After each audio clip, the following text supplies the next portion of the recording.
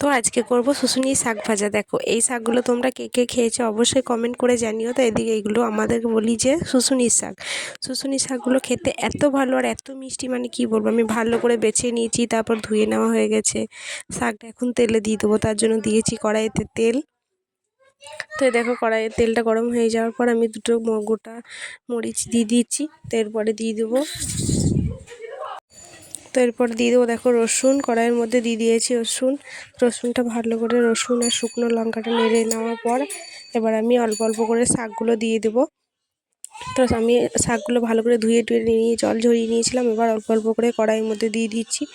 তো দেখো এদিকে কড়াইয়ের মধ্যে দেওয়া হয়ে গেলে আমার পুরো শাকটা রেডি হয়ে যাবে। তো এই শাকগুলো খেতে এত ভালো, মানে কি বলবো, আমার তো খুবই ভালো লাগে। তোমরা কে কে খেয়েছো অবশ্যই কমেন্ট করে জানিও।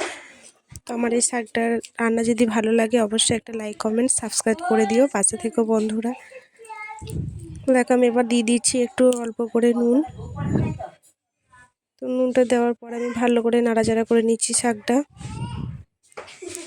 তো এদিকে আমার প্রায় শাকটা শেষের দিকে ভাজা ভাজা হয়ে গেছে। দেখো